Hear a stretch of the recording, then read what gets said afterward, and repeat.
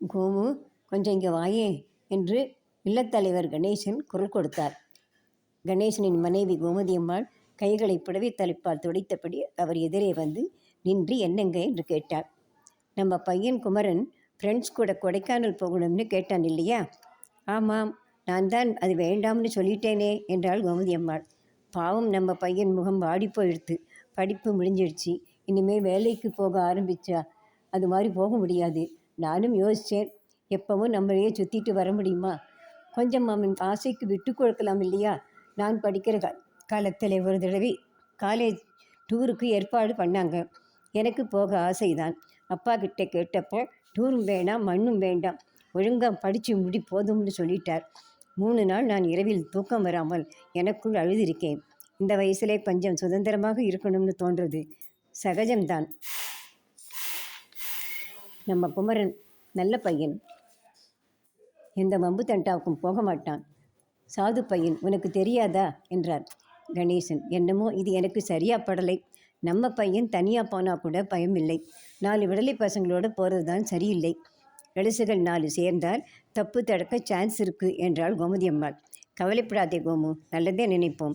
ஒரு தடவை விட்டு பார்க்கலாமே என்றார் கணேசன். கோமதியம்மாள் அரை மனதோடு சம்மதித்தாள்.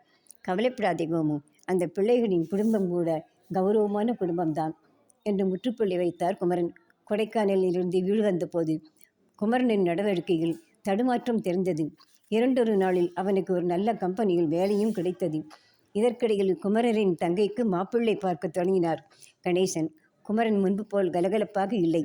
அலுவலகம் முடிந்து வீடு வந்தாலும் தன் அறைக்குள் முடங்கி விடுகிறான். இரவு உணவு கூட இரவு 10 மணிக்கு மேல் வந்து தனியாக சாப்பிடத் தொடங்கினான். ஒரு நாள் இரவு குமரன் தன் மொபைலை எதையோ பார்த்தபடி உறங்கிவிட்டான். தற்செயலாக அரை பக்கம் இருந்த கோமதியம்மாள் அவன் மார்பில் கிடந்த கைபேசியை எடுத்து மேஜையில் வைக்கப் போனாள். அவள் அருகில் பார்த்த காட்சி திடுக்கிட வைத்தது. ஓசைப்படமால் வெளியே வந்து கணவனிடம் அந்த கைபேசியை நீட்டினாள். அதில் கண்ட வீடியோ குமரனும் அவரது நண்பர்களும் மது அருந்தி கொண்டிருந்த கோலத்தை காட்சி திறந்தது. என்னங்க இது? நம்ம பையன் மதுவில் விழுந்துட்டானே. தொட்டால் விடாத பைசாசங்கிறது. நம்ம ஸ்னேகாவுக்கு நாளைக்கு பெண் பார்க்க வராங்க. இவன் இப்படி இருந்தால் எப்படிங்க என்றாள். கோமு, இப்போ எதுவும் அவனை கேட்காதே, நமக்கு தெரிஞ்ச மாதிரி இப்போதைக்கு காட்டிக்காதே என்றார். குமரன் சற்று தள்ளாத்துடன் எழுந்து வெளியே வந்து, குமரா, நாளைக்கு நம்ம ஸ்னேகாவை பெண் பார்க்க வராங்க, நீ எங்கேயும் போயிடாதே என்றார். எனக்கு எதுக்குப்பா, நீங்கள் பெரியவங்க இருந்தால் போகாதா? எனக்கு ஆஃபீஸில் வேலை இருக்குது, வரன் முடிவான பிறகு பார்த்துக்கலாமே என்றான். கோமதி அம்மாள் ஏதோ பேச வாய் எடுத்தாள். கணேசன் சைகை செய்து பேச வேண்டாம் என்று தடுத்தார். அன்று மாலை பிள்ளை வீட்டார் வந்தனர். பையன் மனோகரனை கோமதி தம்பதிகளுக்கு மிகவும் பிடித்துவிட்டது. நல்ல வேலை, கை நிறைய சம்பளம், கணினித்துறையில் தேர்ந்த அறிவு. மனோகரன் ஸ்னேகாவோடும் பேசிவிட்டான். பிள்ளை வீட்டாருக்கும் ஸ்னேகாவை ரொம்பவே பிடித்து விட்டது. நிச்சயதார்த்தத்துக்கு நாள் பார்க்க சொல்லிவிட்டு அவர்கள் புறப்பட்டனர். அம்மா, அண்ணன் இப்படி ஆயிட்டானே, எனக்கு தெரியுதம்மா. அவன் பிடிக்க ஆரம்பிச்சிட்டான். பயமாக இருக்கம்மா. அவங்க கிழக்கு தெரிஞ்சா எப்படி ஏற்றுப்பாங்களோ என்றாள் ஸ்னேகா. இப்போ எதுவும் சொல்ல வேண்டாம், நாங்கள் பார்த்துக்கிறோம் என்றாள் கோமதி அம்மா. நிச்சயதார்த்தத்துக்கு நாள் குறித்தாகிவிட்டது. ஒரு நாள் ஸ்னேகா மொபைலில் மனோகரனிடம் பேசுவதை குமரன் கவனித்து விட்டான்.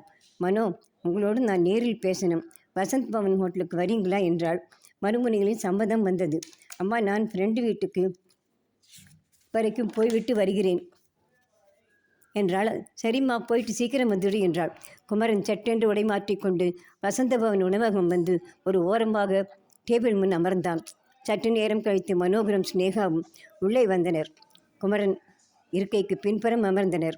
குமரன் குனிந்து அமர்ந்து அவர்கள் பேசுவதை கவனிக்கத் தொடங்கினான். உணவகத்தில் கூட்டம் இல்லை. ஏதோ ஆர்டர் செய்துவிட்டு, சொல்லு ஸ்னேகா, என்ன முக்கியமான விஷயம் என்றான். மனோ, தப்பாக நினைக்காதீங்க, நான் சொல்ல போகிற விஷயம் நம்ம கல்யாணத்துக்கு அப்புறம் உங்களுக்கு தெரிஞ்சால் தப்பாயிடும், உங்கள் வீட்லேயும் தப்பாக நினைப்பாங்க என்றாள். பீடிகை இதுக்கு விஷயத்துக்கு வா என்றான். அண்ணா குமரன் குடிக்க ஆரம்பிச்சிட்டான். சில சமயம் நிறைய குடிச்சிட்டு தள்ளாடி கொண்டு ராத்திரி வந்து கதவை தட்டுவான். நான் அப்பா அம்மாவுக்கு தெரியாமல் கதவை திறப்பேன். உங்களுக்கு சொல்லாமல் இதை மறைக்க நான் விரும்பலை என்றாள். அட பைத்தியமே, உங்கள் அண்ணனை நானே ஒரு பாருக்குள் நான் போகும்போது பார்த்து விட்டேன். வீதிக்கு வீதி திரும்புகிற பக்கமெல்லாம் மதுக்கடை, கவர்ச்சிகரமான விளம்பரங்கள், வாலிப வயசில் பலருக்கும் ஏதோ ஒரு வகை போதை வந்து விடுகிறது. இப்போதெல்லாம் குடும்பத்தில் ஒரு கோடாளி இருக்கத்தான் செய்யுது. உங்கள் குடும்பம் எப்படிப்பட்டதுன்னு எங்களுக்கு தெரியும். 3 தலைமுறையும் எங்கள் அப்பாவுக்கு தெரியும். ஒரு ஒழுக்கமான குடும்பத்தில் பிறந்து ஒழுக்கமாக வளர்க்கப்பட்ட ஒருவன் அதிக நாள் இந்த அவல வாழ்க்கையை எடுத்துக்க மாட்டான். சீக்கிரமே அவன் நல்ல பாதைக்கு திரும்புவான். கவலைப்படாதே, அவனுடைய நலனுக்காக ஆண்டவனை வேண்டிக் கொள்வோம் என்றான் மனோ. குமரன் கூசிப்போனான். வெளியிலே இருந்து வந்த ஒருவன் நம் குடும்பத்தின் மீது வைத்துள்ள மரியாதையில் 1/4 பங்கு கூட நாம் வைக்கவில்லையே. குடும்ப கௌரவத்தை குலைக்கும் கோடாரியாக போயிட்டேனே என்று மனதுக்குள் அழுதான். அவர்கள் பார்க்காதவாறு தன்னை மறைத்து கொண்டு உணவகத்தை விட்டு வெளியேறிவிட்டான். மனோ, உங்களுக்கு தெரியுமா குமரனை பற்றி என்றார் சினேகா. மனோகர் சிரித்தான். உன் அண்ணன் உள்ளே வருவதை நான் பார்த்து விட்டேன். அவனுக்கு அது தெரியலை. நானும் வேணும்னு தான் அவனுக்கு பின்னால் இருந்த டேபிளில் உட்கார்ந்தேன்.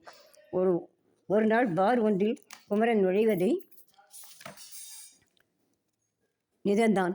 அவன் மனதுக்கு உரைக்கட்டும் என்று தான் அப்படி பேசினேன். கவலைப்படாதே சினேகா, இந்த போதையில் இருந்து நிச்சயமாக அவன் வெளியே வருவான் என்றான் உறுதியாக. மறுநாள் முதல் குமரனின் நடவடிக்கையில் நல்ல மாற்றம் தெரியத் தொடங்கியது. அவனது பெற்றோர் காரணம் புரியாமல் வியப்படைந்தனர். கடவுளுக்கு நன்றி தெரிவித்தனர். சினேகாவோ மனதுக்குள் மனோகருக்கு நன்றி தெரிவித்துக் கொண்டாள். போதை தெளிந்து புது மனிதனாக மாறத் தொடங்கினான் குமரன். ஆண்டவனே, போதையில்லா தமிழகம் உருவாக வேண்டும் என்று இறைவனிடம் இறைஞ்சுவோம்.